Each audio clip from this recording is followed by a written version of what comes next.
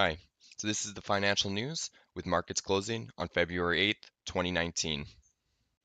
First up, with a look at the indexes, most of it's relatively flat, with the only notable gains being with the TSX up 0.8% and the FTSE up 0.7%. And on the downside, the Nikkei actually fell 2.2%, which is a pretty large fall for a 1 week time period. And then the Stock 600 also fell 0.5%.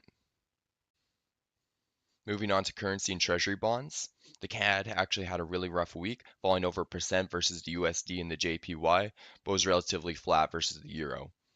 On the other side, the USD was slightly up versus the JPY and up versus the euro.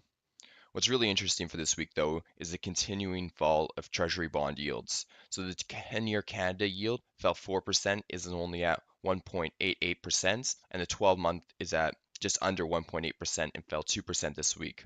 Looking at the 12-week percentage change, the 10-year actually fell over 20% and the 12-month fell over 15%. What's crazy about this is in general, rate hikes have been going up.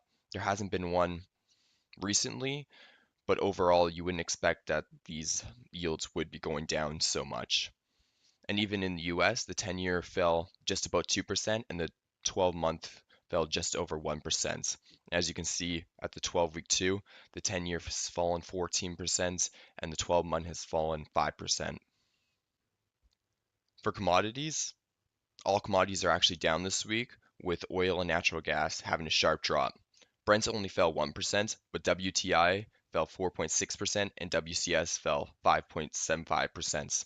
Now, what's interesting about that is that OPEC had actually decided to cut their production, so you expect a slight increase in oil prices, but this could be due to the Venezuelan government situation. So there is some turmoil, there's some sanctions placed on Venezuela by the US, but if the government ends up getting changed, then their oil company may be able to produce a lot more oil. So my theory is that that could be one of the reasons why oil is down this week.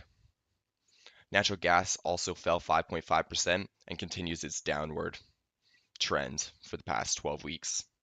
Gold is relatively flat, but has been up over the past 12 weeks, and lumber is flat, and the same has been up over the past 12 weeks.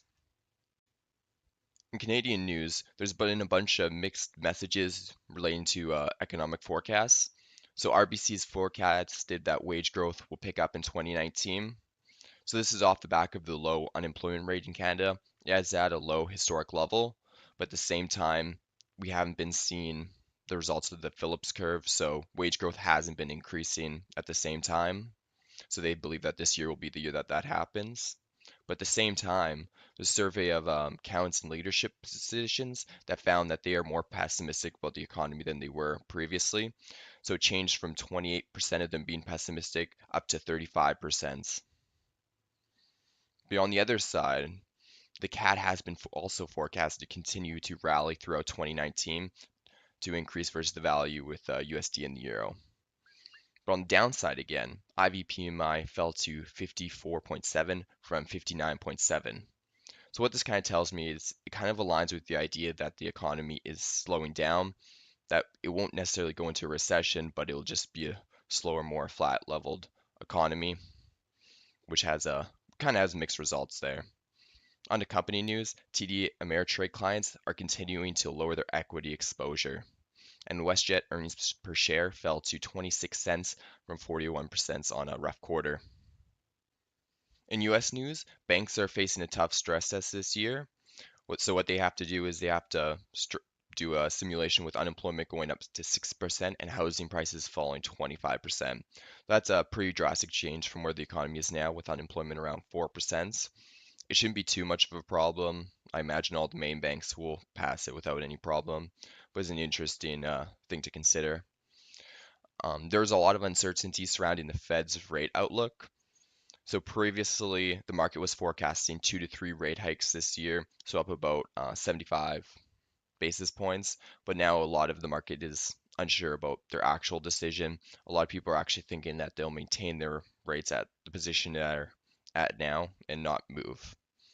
In Venezuelan news, so Venezuelan, their state-owned oil company has a subsidiary in US for oil refinery called Citigo, and they're actually removing the US executives from the company as a result of the sanctions placed on Venezuela by the US.